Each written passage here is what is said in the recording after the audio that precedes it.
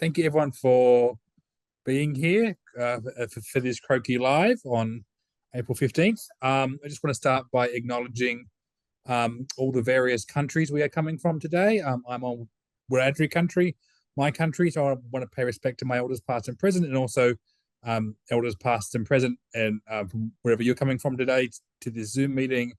Aboriginal care for country is a really important part of this story, which hopefully touching on tonight. And so it's really, really great to see so many people here. My name is James Blackwell. I am co-chair of Croakey Health Media. I am also a research fellow at the ANU in Canberra. And my third hat is I'm a councillor with Hilltops Council in regional New South Wales. So many hats, but here tonight as one of the great part of Croakey. There'll be housekeeping details posted in the chat, so just look there if you want to see any of that stuff. And I think Melissa will be popping in articles throughout the conversation, so keep an eye on the chat. We just also want to thank the local and independent news association, LINA, for a grant enabling the series of workshops and webinars on climate and health matters in the run-up to the federal election, which is now only 18 days away. This webinar will also inform some journalism by Croakey editor and journalist Jason Staines, who's here with us. So that's the kind of housekeeping stuff. I also should probably introduce our three panel members. But before I do, climate and health is one of these major topics that Croakey covers. We recognise, the importance of what's at stake for people with regards to health, and with communities with regards to health, and what climate means for that going forward. Croakey's a regular reporter on the importance of also First Nations knowledges in this space, in Australia and globally. So we're delighted to have a really good panel here of people who'll be sharing their experiences with us and their knowledge, of course, during a very busy time. All our panel members are clinicians and doctors, and also members of Doctors for the Environment Australia. We have Dr. Kate Wylie, a GP for 20 years and Executive Director of DEA. We have Professor Anthony Harris, a public sector psychiatrist in Western Sydney and a doctor for 40 years. And I don't know if we have Dr. George Crisp. I can't see him in the chat, but if he does come, he's a GP for more than 30 years and active in many climate and environmental groups and activities. I might start by throwing over to Kate, asking her to introduce herself first, and then I might sort of go to Anthony afterwards, and we can and I'll then throw some questions to both of them, and we can kick things off. So, Kate. Yeah, thanks, James, and hi, everybody.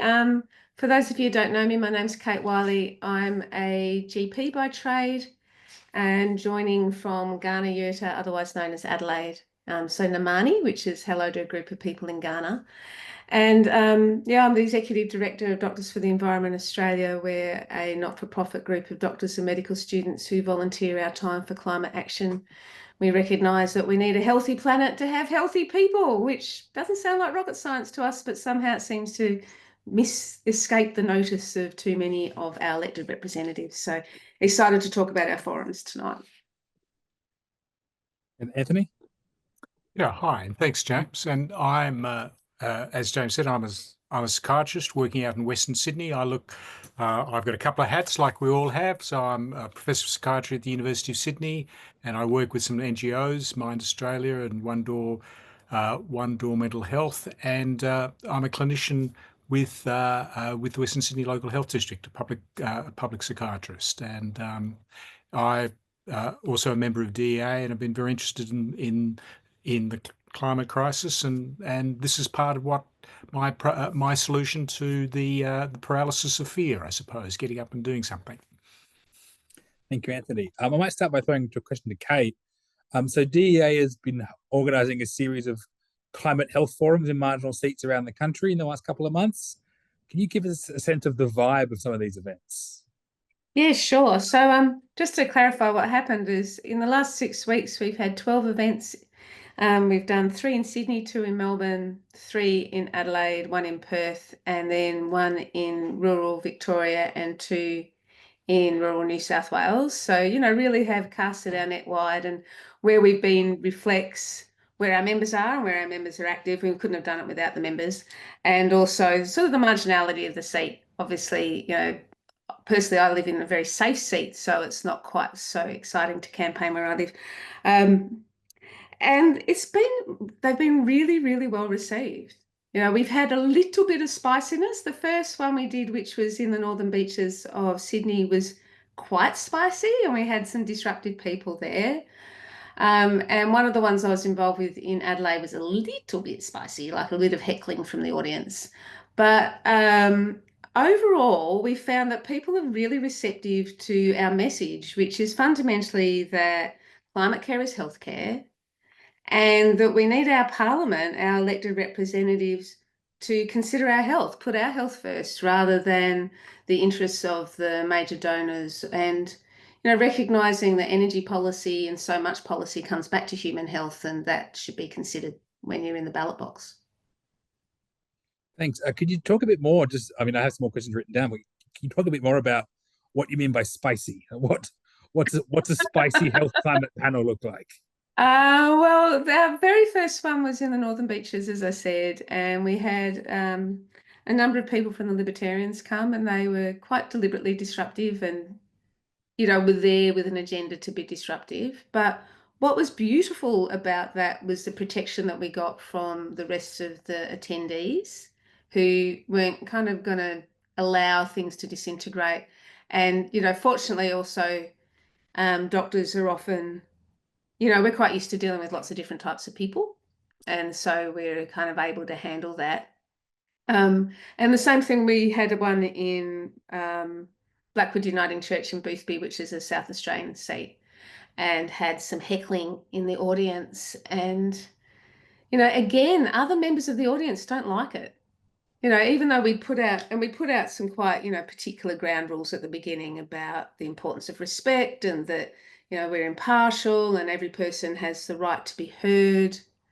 But this person decided that they just wanted to, I don't know, have their moment in the sun, I suppose, and kicked up a bit of a fuss, and then walked out the room and slammed the door in a huff, and everyone just waved them goodbye. What have some of the other sort of broader takeaways been from these events as you sort of gone across the country? Well, fundamentally, that when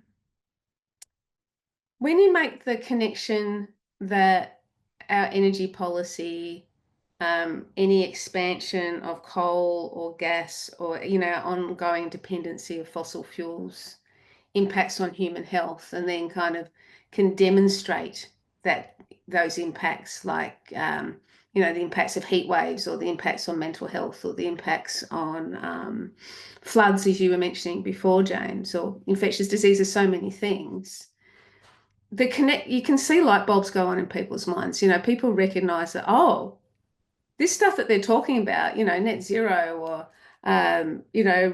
moving on to renewable energy, and all of this sort of stuff has personal relevancy then. And I think, people obviously care about our health. Like, if you haven't got your health, you haven't got anything. And obviously, as doctors, that's what we think about. And our planet's health is in big trouble. Climate change is fundamentally a health issue. What are the effects of climate change? They're health effects. And therefore, as soon as you say that, then we have to treat it like we treat all the other health problems, like cancer or cardiovascular disease or COVID, or not any of those. And so in the forums, people have been really receptive to that message. We've had a lot of really positive feedback, and that's been really, really gratifying. Like, it's been really nice to know that people accept it.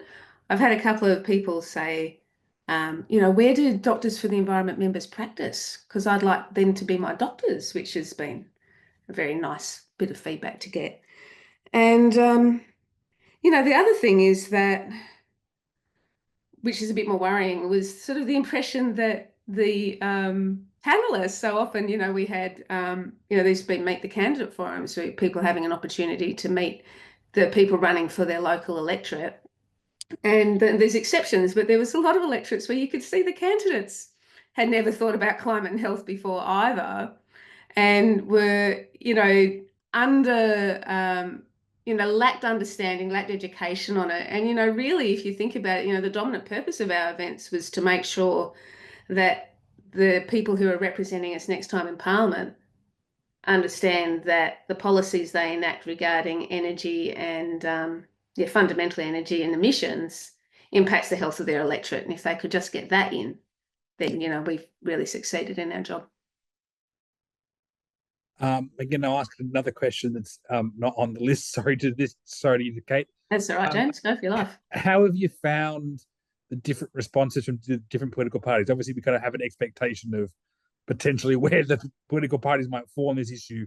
Have you seen any outliers to that? Have you seen, some left-wing candidates be really against the message, or right-wing candidates really for it? Like, what's the kind of response been from the parties and the candidates you've been interacting with? Well, I think fundamentally we've had some candidates who understand, and they tend to be from more progressive parties and can recognise that we need to phase out fossil fuels to protect health. We've had I had one candidate tell me that climate change wasn't the greatest health issue facing humanity, and that most people die from cardiovascular disease. And, you know, sort of, well, yeah, but climate change is a risk factor. Yes, people still die from cardiovascular disease. So how do I answer this without, like, you know, DA, we're very careful not to barrack for anybody, James, but certainly some candidates were much more understanding of it and could see the implications of our dependency on fossil fuels more than others. I think we do have some parties in this country who still think that we can continue to burn coal, oil and gas and we're not going to get any kickback from it. And that is incorrect in our view. Last one from me before I turn to Anthony. What have you learnt over this experience about how you've communicated these issues with people? What's changed for you in how you engage the public about this issue? I think what we've learnt from an organisational point of view is a couple of really great things. Like, I think DEA, we're pretty good at organising stuff, and that our members are extremely capable people. And that our members are really good organisers and good communicators. And I suppose, you know, doctors, we have that skill set, like we're taught to communicate, and we're taught to communicate with all walks and talks of life in our jobs. And so I was very, very happy to see that. And that really, then we need to do a lot more of it. That's the fundamental, James, like that we have this community who, when they hear our message, go, oh yeah, of course. But not enough people are hearing it. And so, you know, I'm really hoping that once the election calms down and everybody's had a rest, because I do want to acknowledge that, you know, like the DEA members have been going for it. They've been working so hard. It's just been so lovely to see. But hopefully that we will continue to run community events and continue to do outreach into our communities so that people understand that we need to act on climate to protect health, and also how people can keep themselves well, you know, what we can do to improve our community resilience as far as, you know, like knowing your neighbours or having, you know, tree planting or, you know, water tanks, all those sorts of things, how to protect yourself on a hot day, all those things that are sort of what we might talk about in our work lives, but like doing it in a community forum. Thanks, Kate. Appreciate that. I'll turn to Anthony now. So for you, you know, climate is something that affects you personally as well as affects your patients. Can you tell us a bit more about that and kind of what motivates you to advocate for climate action? Yeah, sure. So I actually live in Mackellar, where the site of the spicy discussion, which I was on the panel for with Kate, and it was quite spicy at times. But one of the things about this electorate is that it's got lots of bush in the north of Sydney, and I live in the middle of that bush, and our local rural fire service has told us that if the bush around us lights up, they're not coming anywhere close to us because they don't think it's a safe space for their crews to come to. And so a couple of years back, when we had that dreadful summer of bushfires, 1920, when I was here with my family, and we were just, I suppose, some days waiting for some idiot to light up the local bush and for us to think about where were we going to go. And so that sense of the creeping disaster of the bushfires had wiped out so much of New South Wales and the east coast of Australia, it was really part of my concerns. And we were and then we shifted a couple of months, and my daughter, who just moved up to the north coast, was flooded out of her house. So we've had this sort of this ricochet backwards and forwards between the worst summer of bushfires to the floods, which is just a pathway of exaggerated climate responses, which we're getting used to. So I've come to this really from knowing about climate change and thinking that this is a serious problem, to having it really be part of my life and my considerations and the plans that I've got to make every summer. So being bushfire prepared is doubly so for me, because if I don't get out very quickly, I can't get out, and it's very hard to fight in my local area. Yeah, so that's where I'm coming from for this, James. Yes, the whole advance of that heat across Sydney is something which I feel when I'm going west. I've worked across the whole of Western Sydney, from Penrith, where in those same fires it was 47 degrees out there, through to Parramatta. I've done research about how that affects mental health presentations to my own hospital, Westmead, to where I live now. So a lot of effects, a lot of things to think about there. Yeah. Interestingly enough, I grew up in Penrith, so I know those 47-degree days almost too well. Question for you, follow up on that. Do you find a difference between kind of the issues you're seeing around climate and health, sort of where you live versus out west in Western Sydney? Like, is there a geographic difference even within the city of Sydney there? There is a little bit. Yes, there is a little bit, I think. I think the oppressive nature of the heat in summer out west, and the lunatic way that councils have allowed the suburbs to sprawl across the landscape without any trees, without any real thought about heat and the effects upon that on a community is something that you see. There's less concern, I suspect, amongst some of my younger patients out west. The concerns about money and education and the struggles of life are perhaps more front and centre than they might be in the local area where my children and grandchildren are. Thanks. And so the last question for me, just on this little in this section, how have you found that journey of advocating for climate change while being a doctor? Like you talk about, 2019, 2020. How have you found it in those couple of years, 5-6 years? Like what has that journey been like for you in this space?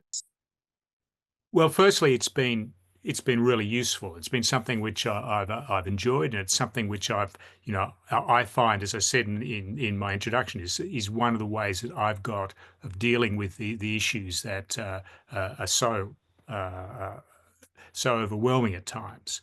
So I found it great from that point of view. I have found that medicine's quite conservative. But this is something which I've never had any blowback from my own colleagues. This has been sometimes in the college where my specialist college, they might be a little bit diffident about having a political opinion on the College of Psychiatrists website or something like that. But from the point of view of my colleagues, they've said, yes, we agree with you, and yes, we think that this is an important issue. So from the acceptance of this as an important part of scientific knowledge and an important thing for us to do has never really been a problem, which was it was a bit of a surprise. The second is that when I've talked with people on an individual basis, although sometimes they've at that forum that we were talking about, we might have people who are climate deniers within that. They really want to talk about it. So this is something which scratched very hard, and people are aware is a problem. They put it away. They don't want to think about it, but they acknowledge that it's a really big issue which needs to be thought about. So they're the two things: that general acceptance within what is a very conservative profession overall, and those concerns that are acknowledged by a great part of the community. Thanks, Anthony. Also, Melissa has made me aware we do have George Crisp now online. Hello, George. Can you hear us? Yes, hi. Apologies for the technical issues. But All good. Welcome. Thanks for being here. Would you like to sort of give a bit of an intro about yourself and sort of explain who you are and how you've come to this area of work? yes, so I'm a general practitioner. I moved to Western Australia in the early 90s, and I've probably my sort of original sort of introduction to this came around 2000 or thereabouts, with a sort of realization. I think I was reading some scientific literature that everything that I was doing in my day job, or all of us were doing in our day job, was going to be overshadowed by climate change because of the health impacts that it was going to have. And that kind of started me on a journey where I joined Doctors for the Environment and got more involved in advocacy. And the initial sort of belief that if only we could tell everyone what the problem was, that they might start to understand and listen. And that, of course, has changed in its in the way that it's sort of been received and where we find ourselves. I work in general practice, and I also work as a senior clinical lecturer at university, teaching medical students. Sorry, I'm muted. Someone had to do that. So, George, what is your sense of kind of where climate change in general, climate health concerns are sitting as part of this federal campaign, and in terms of the kind of priorities politicians are making to voters and their commitments they're making to the public? I mean, in general, I think that the awareness of climate change and health has increased, and that was borne out by a recent paper in The Lancet, which showed that there was an increasing number of people searching for climate change and health as in conjunction over the last 5 years. So I think there is definitely growing awareness. But in terms of the politics, I think that the major parties are neglecting this still. I'm sure that there are political reasons for that. Is it something that they don't really want to talk about or get involved with? Partly perhaps because it doesn't fit the short-term time frame of politics. I think that it sort of makes it uncomfortable trying to make plans that are down the track, unless of course you're talking about defense, when you're absolutely entitled to make plans down the track. But for health and climate, it seems to be off the table. And I think there's also, because it's been weaponized before and in previous elections, I think there's been political damage, and that there are certainly people out there actively sort of disinforming elements, of Murdoch media, etc., we've known in the past, has been very keen to sort of try and make it political and make it difficult for politicians. So I think there is a shying away from some of the politicians on that. What you talked about this kind of this shying away from the issue. What are some of the conversation points, some of the stories, some of the topics you'd like to see getting more traction during the current campaign? Well, I mean, I think that a little bit, like climate science and the sort of the health information that's been published, we're seeing the what were projections of climate change and climate impacts actually becoming reality. And every time we see, floods, every time we see bushfires, every time we see these events, we kind of know that this is what we were expecting and this is what was going to happen. And linking those things together, and people say, well, don't want to talk about that now, as it's happening. But this is exactly the time to talk about it, because each of these events, one of the things that we know is that there's an enormous health impact, particularly mental health, which affects broad parts of the community and goes on for months or years. And that's in the context of there already being a problem with mental health services and providing services for people, that these events, we can see that they're getting bigger and more frequent and having a bigger impact. So this is the time that we really should be talking about, well, how are we going to cope with this? How are we going to sort of prepare for this? What are we going to do about this as it gets worse into the future, which we know it's going to do? And the same is true of healthcare generally. We know that health, people talk about, healthcare, and the crisis that we're in and the difficulty providing it. and again, the parties are generally putting services and money at sort of small, band-aid type solutions really to immediate care. But our health services is going to struggle, with extremes, with these stressors. The resilience of our health service will become increasingly problematic, with the extra sort of climate change burden year on year. Thanks. You mentioned, politics potentially being an issue as to why this is not getting discussed enough. Do you think that's the only reason we're not seeing more of these stories? I'm not really sure. I mean, I think there is clearly a political aspect to it, and that political sort of framing, I think it doesn't fit comfortably, both with perhaps the politicians and the media, but there are probably broader reasons as well. I think there are, some, in terms of understanding how climate change impacts us and how it affects us. I think I think a lot of people don't really have, or they tend to dissociate those sorts of things into a more distant time frame, that it doesn't, it isn't immediate, it isn't proximal, it isn't immediately threatening some of the time. Of course, that changes when there are extreme events. But so I think there is an uncomfortability about it in that regard. But. Thank you. I might throw open to this next question to the whole panel. Anyone who wants to answer can just jump in. What would be each of your sort of top 3 asks of a next federal government on climate and health? Okay. Yeah. These basically come from DEA's pre-budget submission, so I think we should probably have them out there. But there's 4 of them, James. I'm really sorry, but I'm going to tack an extra one on. The first is, no new coal and gas. Shouldn't be that obvious. Shouldn't be that hard for us to figure it out, but it's the most fundamental thing. And we need to ban fossil fuel advertising and sponsorship. We think the way that we greenwash and that fossil fuel companies can peddle their product on the sports uniform of our children is ethically bankrupt, actually. And I live in South Australia, where we have the Santos Tour Down Under every year, advertising a major bike race. Georgia's in Western Australia, where they've got the Woodside Nippers and all sorts of terrible bits of advertising there. So that's number 2. We do need to maintain the ban on nuclear energy, and because the way it delays us moving on from coal, oil and gas is the primary reason, and of course also because it's so water intensive, and here we are in this hot and dry country, it's the most water intensive form of energy. And the last thing is to get ready. We've got a national health and climate strategy, and we've got a national sustainability and health unit, but it's not adequately funded.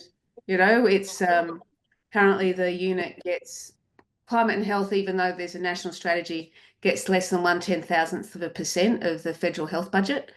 And considering it's called the greatest health problem facing humanity in the opening sentence of the strategy, we think perhaps they could find a little bit more, and within that, funding really, and that preparation is educating the health workforce.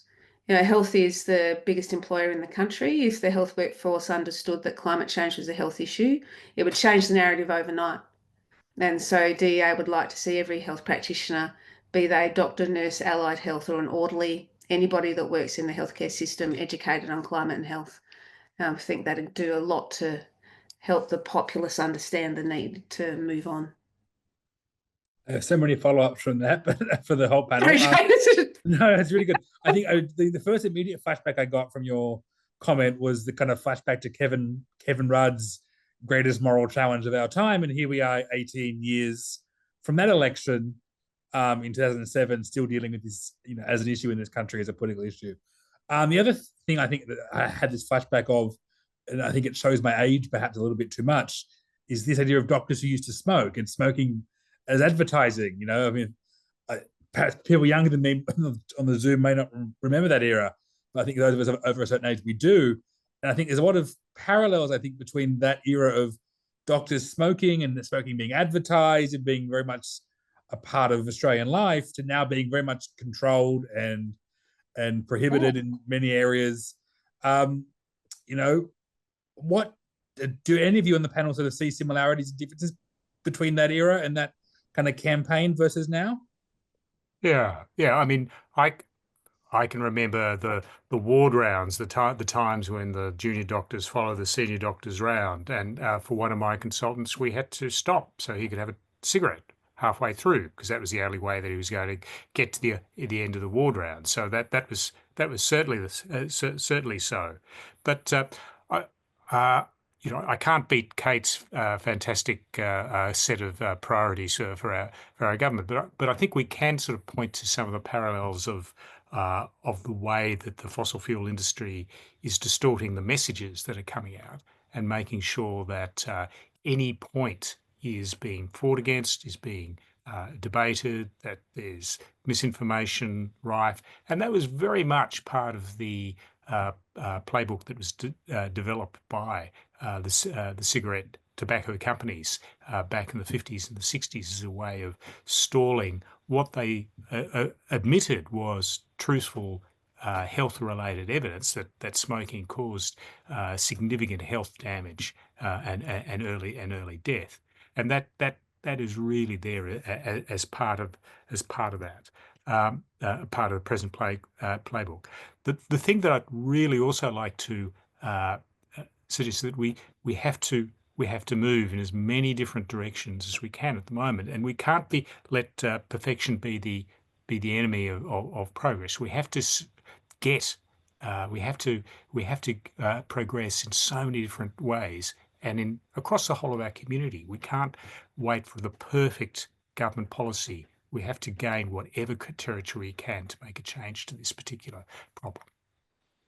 Look, I mean, you covered most of the things that I think are important too. I think in terms of just one other, I mean, I think there is a problem that, our government, for example, there was a report into how climate change affects our security, which they haven't released to the public. Why are we sort of having this kind of why are things not being open? Why are we not sort of talking about climate change? It's the urgency of action is so great. The importance is so important. There are so many benefits to acting. It's something that we really must push for this to be discussed more openly and more broadly in our political and pretty much everywhere. I think that's I think there's this sort of mismatch between importance and urgency and the lack of response we get in all fora, in public. And that's sort of weaponized denial, that sense of, denial's being used to stop us acting, because climate change is so scary and people don't want to pay attention to it, because when once your eyes are fully open, you can't close them again, and you spend, like all of us, we're all alarmed. We wake up in the wee hours worrying about the future, and it's always kind of hanging over us like a great big storm cloud, right? And so I feel like, the fossil fuel industry is kind of played into that to say, oh, no, it's not that bad, or the climate's always changing, and scientists don't really agree, and they just kind of make up all these stories. And then that's easier to believe, isn't it? And denial is powerful. I don't think we should underestimate how powerful denial is. I've had 2 patients with, tumors the size of a fist, and to be in denial about them, so, it's a very effective psychological defense mechanism, and, they play into that. On that topic, on that note, what is that kind of, or either what was or what is that eye-opening moment for you? What's that story that you wish people knew more about? What's that thing that jolted you, awake, or thing that you wish people knew more about in the health climate space? Like, what's that one thing, one story, one topic you wish you could just, if you had 2 minutes now, share? Water every time. Like, that's not the reason that I became active. I mean, I became active after I read the 2018 report, and then I read the Lancet Countdown. Then I spent 6 months depressed, and then I got up and decided I should do something. But really, it's water. We look at drought. Like, I'm in drought in South Australia. No water. We're everything's really dry. I'm just waiting for a fire. The big floods, again, no potable water. What does that mean? We lose our crops, we lose our livestock. you know, and no wonder people are in denial. How scary is that? We're going to run out of water. That's, yeah. George and Nancy, I'm sure you have other answers for this. I think it's really difficult, isn't it? Because there are so many things that have happened over the last decade that I thought, well, that's such a powerful message. Surely people will understand that. And I mean, even just this week, I was having this conversation in our tea room at work, basically saying, that there were fires in the UK. I think there's 115 wildfires in the UK in April. If you'd gone back 15 years and said to people that there would be fires in the UK in April, you would have been laughed at by everyone. They would have said, don't be ridiculous. We don't get fires in England, let alone in April when it's cold. And I think this is a bit of a, slow boiling frog thing that's happening, because we get acclimatized to these sorts of, ever more, crazy weather events that you can't even make something as dramatic and outlandish as fires across the UK in spring, to make a compelling argument anymore. So I think it's actually genuinely difficult. It's getting difficult because of how extraordinary, the word unprecedented is used almost every day. If you look on, social media or on the internet, you see people posting videos of extraordinary floods on every continent, happening every day. But none of these things seem to be enough anymore. I don't know what, wakens people to this sort of, obvious emerging threat, that it's almost too big to see. So I don't know that I have an argument or an example that I can feel that I could give that would be bigger than any of these things. Question for the two of you that are left. Obviously you talk a lot about how overwhelming this work can be, how exhausting this work can be, how kind of full on it can be. This is kind of a two-part question, although the two parts are not in any way connected. The first is, what are you doing to help maintain your own energy and your own strength to keep going in the space? And the second part is, at least for those of us in New South Wales, we just had a junior doctor strike the week just gone.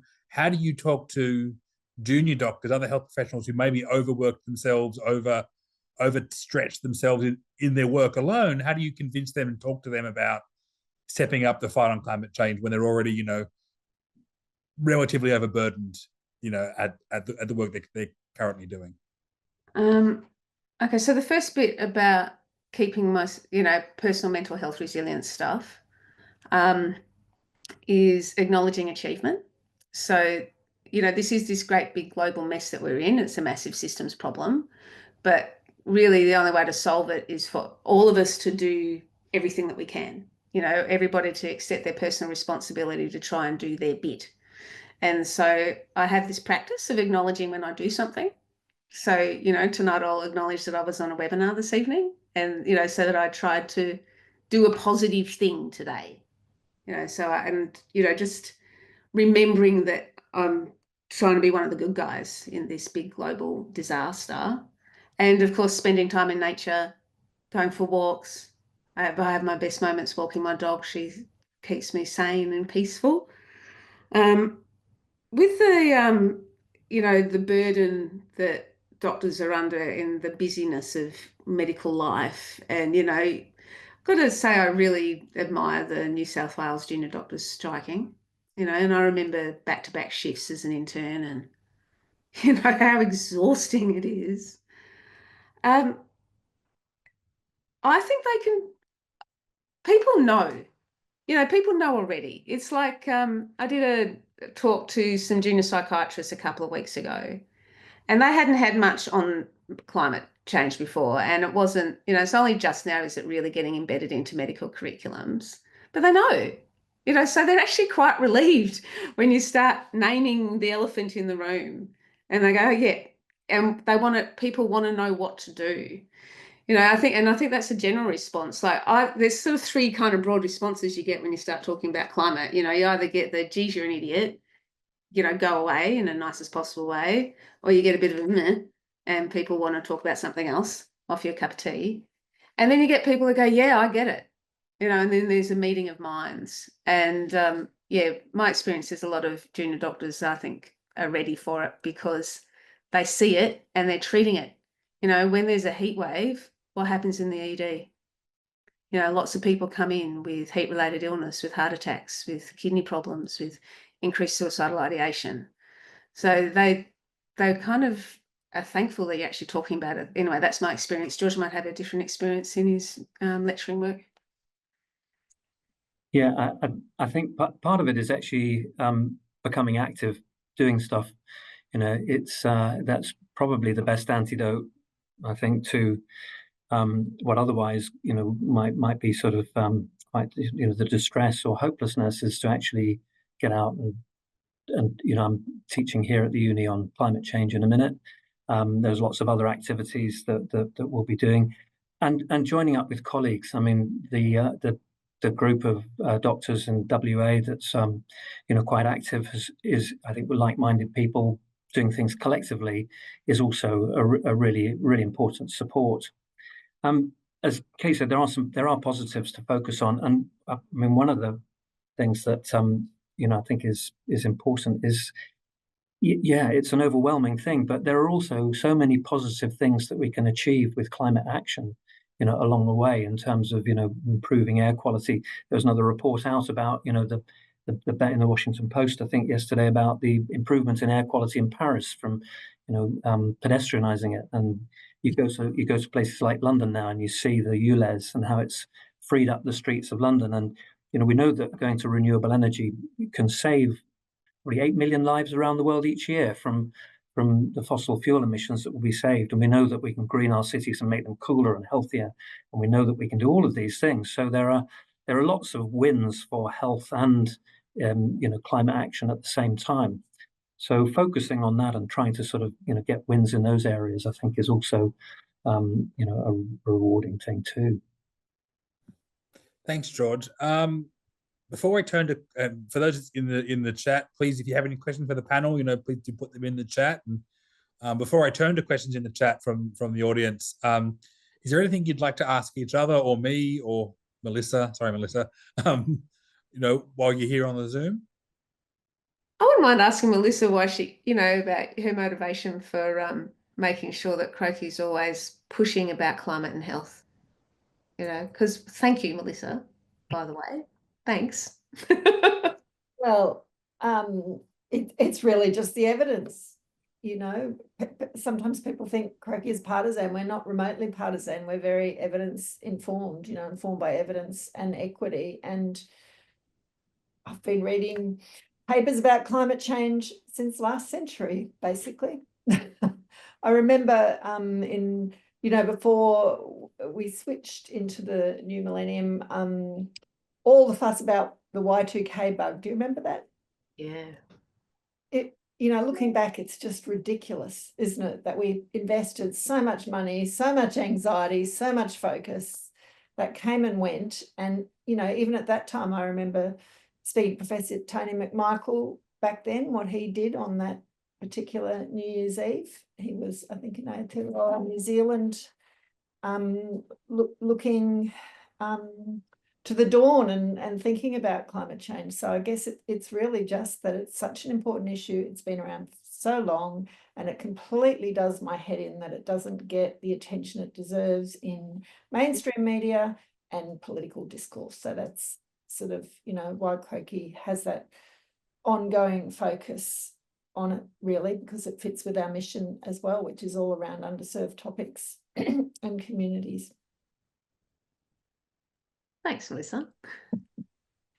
Yeah, and I might just add on to that, like, if you'll indulge me, that, you know, I often think about, you know, James Hansen presented to the US Senate in, what was it, 1987.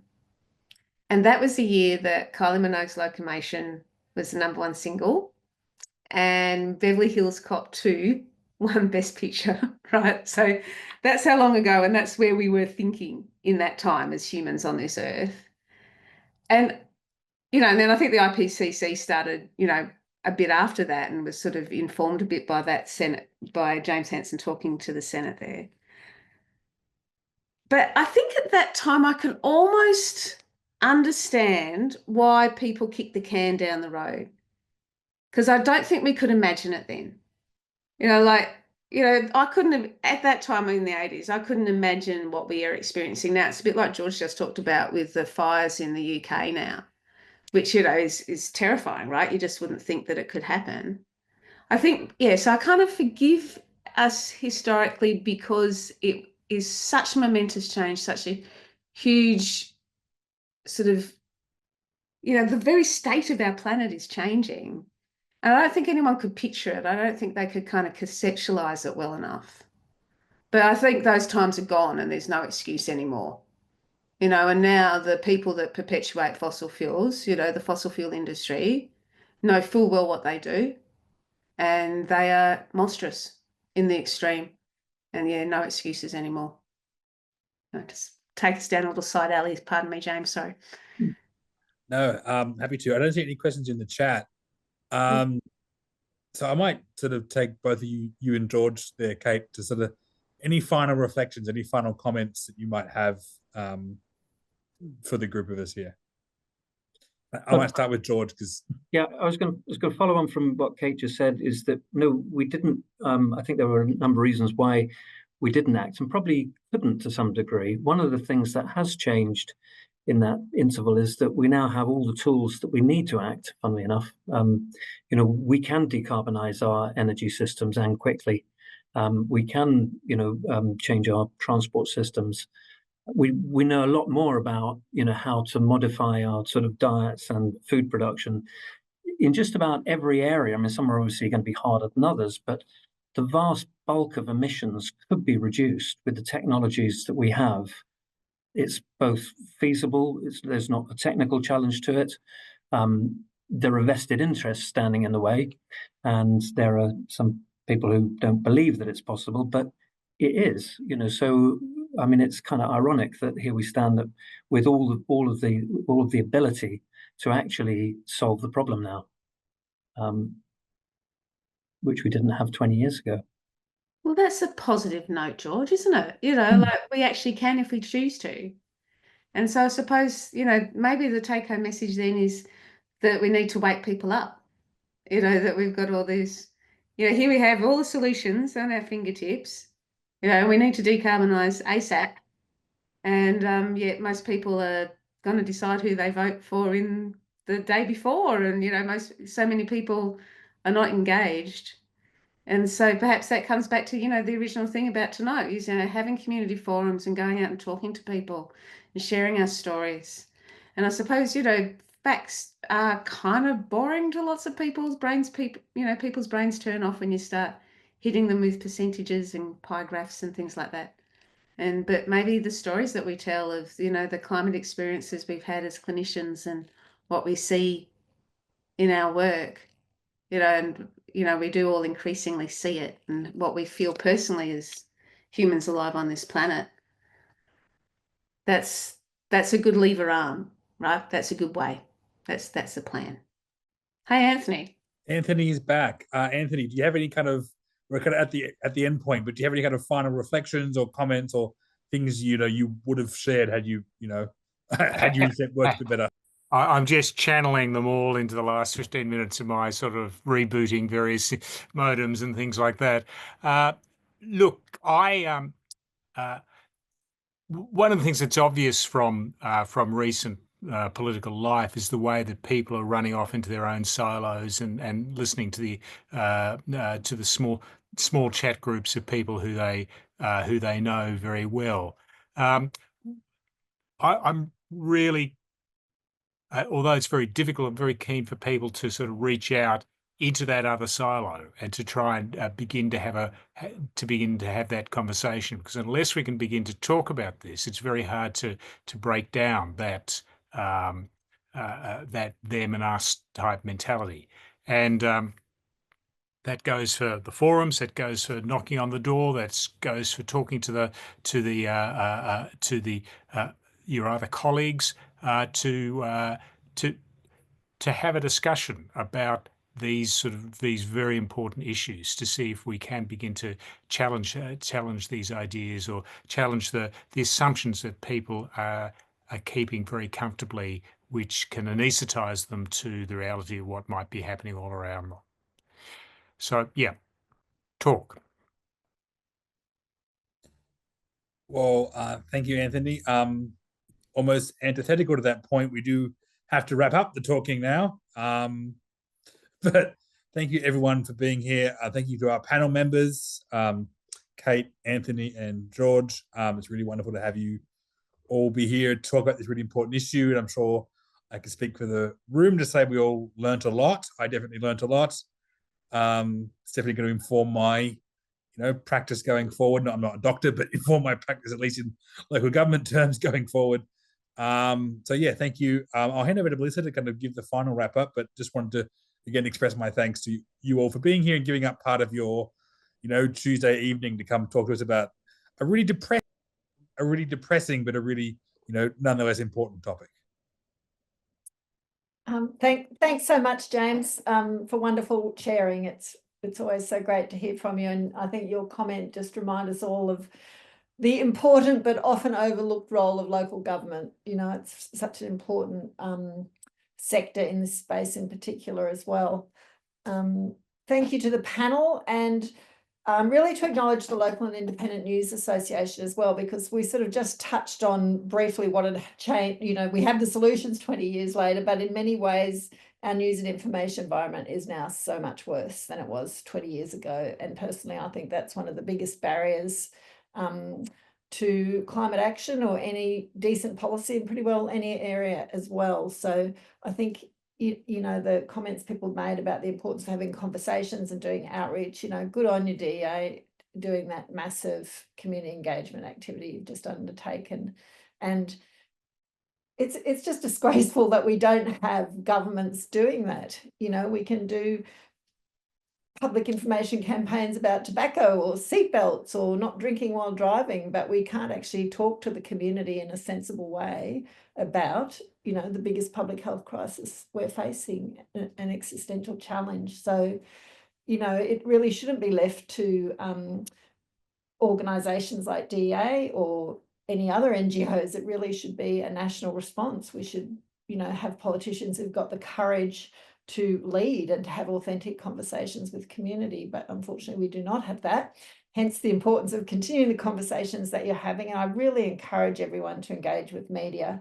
I regularly find myself screaming at certain programs who can, for example, on Sunday morning discuss housing for an entire hour without mentioning climate, which of course, is a critical issue if you're considering housing policy going forward. So don't just scream at your screens, contact them, offer to be on their shows, get yourselves on Q&A, engage with your local media, because local media is more trusted than pretty well any other form of media. And yes, sorry, I'm starting to rant a bit here. But anyway, I guess the point is, it's really great to see you all. Thank you very much for coming out on a Tuesday night. I know it's an incredibly busy time for everyone in the run-up to the election. We are going to be doing another one of these webinars in a few weeks' time, and it's lovely to see a few of the people who'll be on that panel. I saw Dr. Karen Anderson there and others who'll be talking from their experience working with some communities in regional Victoria on climate health matters. So I'm really looking forward to that as well. So, and there's Jo Adams as well. So, and we'll also have Michelle Isles from the Climate and Health Alliance speaking at that one as well. So please do come along if you can for that, and look for Jason's story at Croakey. Hopefully we will be publishing that in a few days' time. Am I right, Jason? He's got his camera off there, so we... Okay. Yes, that's correct, Melissa. Good. Okay. Otherwise, I guess we've got a few minutes, and what we often do at the end of these webinars, if you don't mind, because it helps us, and it's also just an interesting reflective exercise, is to go around the Zoom and quickly say, if you had to write a headline from this discussion we've had, what would it be? Something short and punchy, which captures a key message. Shall we just go around quickly? James, do you want to start? I will not answer the question, but I will say one last comment. Is just to remind everyone, the election's, however many days away, you will run into your local candidates. You will run into your MP at the train station, at the bus stop, at the shops. Don't just take the flyer and walk away. Ask a question. Ask them what they're going to do. They are there in public trying to win your vote. Don't just simply grab the leaflet and run and chuck it in the bin. Like if you see your member of parliament or a candidate ask them what they're going to do about climate health, ask them what they're going to do about climate and health, or any issue that is of importance to you, whether it be roads, water, education, healthcare, whatever it is. Talk to them. Don't get in their face, but make sure you ask them these questions, because they're never going to be out as publicly visible as they are now. So not an answer to your question, Melissa. Just a final bit of advice for those on the chat is to, talk to your MP, because they will be on the street. They will be wanting to hear from you. Thanks, James. I think that's excellent advice. And also local councillors. No, don't talk to me. No. I'm not running for office this year. Would you like to drop some headlines into the chat if you have times? There's Alison. Kate, would you like to give us your headline? Sure. Climate care is healthcare. And my other one is always fossil fuels are a health hazard. Mm-hmm. Anthony. Country burnt to a crisp meets soggy response. George. I think it's time to turn up and time to speak up. Would anyone else like to jump in with a headline? Melissa Haswell, I see you there. Can people get off mute? Yeah, I always tell my students, climate change changes everything. So make a change in you. Thanks, Melissa. And we're looking forward, hoping that you might write about your work on the campaign there. So Will that'll do. be an article to watch for. Joe Adams, are you there? Perhaps not. Rosalie Schultz. People might have walked away. Anyone else like to offer a headline? I am here. I was just looking at to see who my candidates. Sorry about that. No, I don't have a headline. I guess headline is yeah, I think you've got to be ready to talk to your candidate, because you might meet them walking down the street or cycling down the street. Thanks, Rosalie. Anyone else? Genevieve? John? No. I'm here, but I'm having trouble thinking of something more pithy than sorry, it takes a while for my face to actually appear. I'm more than a bottle brush. So yeah, I can't think of anything more pithy than the climate care is healthcare and fossil fuels are a health hazard, and the fossil fuels are a health hazard says so much about what the problems are with getting the message through, given the stranglehold that powerful vested interests have over our information consumption and everything else. Really, very big tobacco. Yeah. We might just take one more headline. Jason, what about you as the person writing the article? Have you got a headline yet?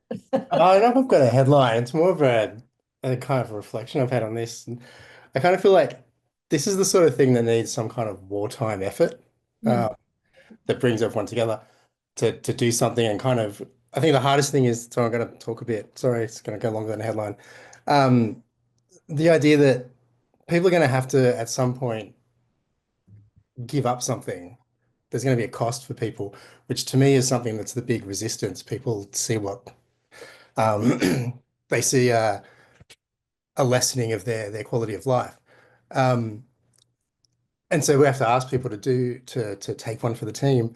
And I kind of think, I wonder if after COVID, where we asked people so much to do that, if people are just exhausted from it and asking them again and again. And I wonder if that's part of the resistance, part of the denial. Sorry, that wasn't a headline. That was just something I was thinking of. I was going to put it in as a question, but I kept retyping it. It's an interesting reflection. There's no doubt COVID has changed so much, not least bringing us President Trump, I suspect, or contributing to that. Anyway, look, thank you so much, everyone. I know people have to go, and just really appreciate your time and contributions, and let's stay in touch.